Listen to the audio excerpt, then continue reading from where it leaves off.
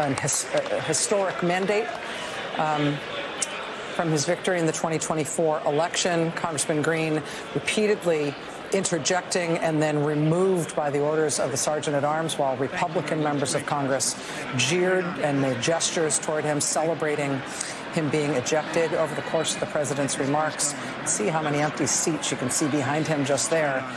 That's because Democrats as a group filed out quickly when he was done, but a number of Democrats left well before he was done, in the middle of his remarks. They included Jasmine Crockett from Texas, Maxwell Frost walked out, Maxine Dexter from Maryland, Andrea Salinas from Oregon, Ayanna Pressley, Ilhan Omar, Pramila Jayapal. We believe that's only a partial list. A number of Democrats left during the remarks.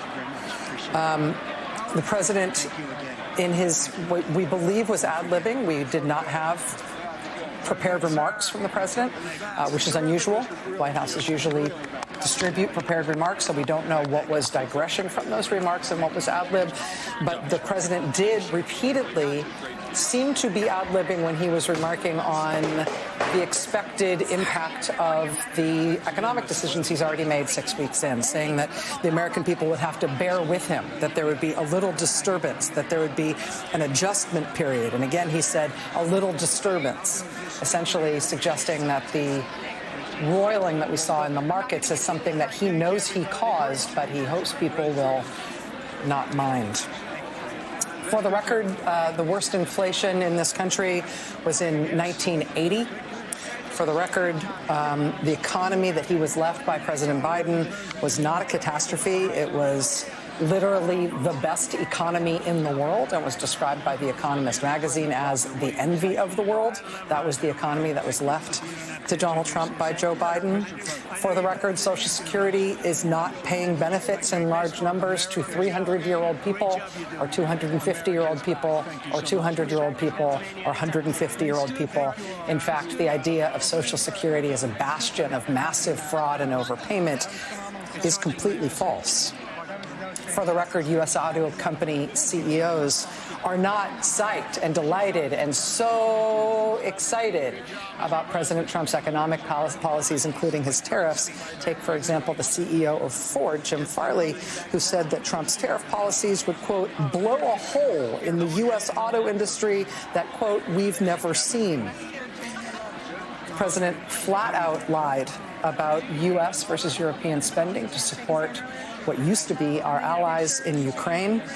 The U.S. has committed about $125 billion to Ukraine's defense.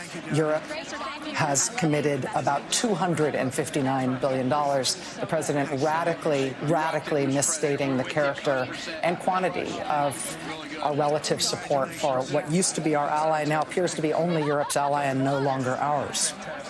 For the record, Joe Biden did not close over 100 power plants. There were more utility-sized power plants up and running in the United States when Joe Biden left office than when he achieved office.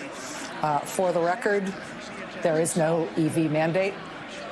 For the record, oil and gas production in the United States hit all-time records under President Joe Biden. For the record, even DOGE has never claimed that they have saved hundreds of billions of dollars in savings.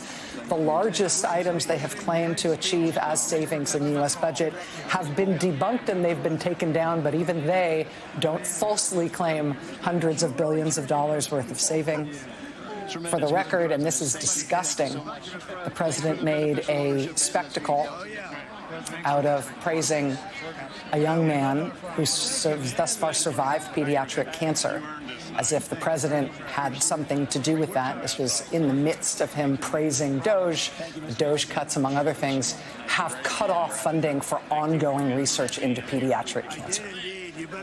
For the record, I will note that Donald Trump did admit in his remarks today explicitly that Elon Musk is the head of DOGE. And while that comes as no surprise to anybody who's been following the facts of this matter, that will end up in court because that is directly contrary to what the administration has overtly sworn to a federal judge about the leadership of DOGE. I should also note, and this doesn't have to be for the record, I'll just note it for our own experience tonight, that at that point in the speech, when the president talked about how we will no longer be ruled by unelected bureaucrats. Democrats in the chamber pointed and laughed at Elon Musk. Unelected bureaucrat. Nicole Wallace, I'm sorry to dump a lot of fact checks there, and that's not even scratching the surface of the things that need to be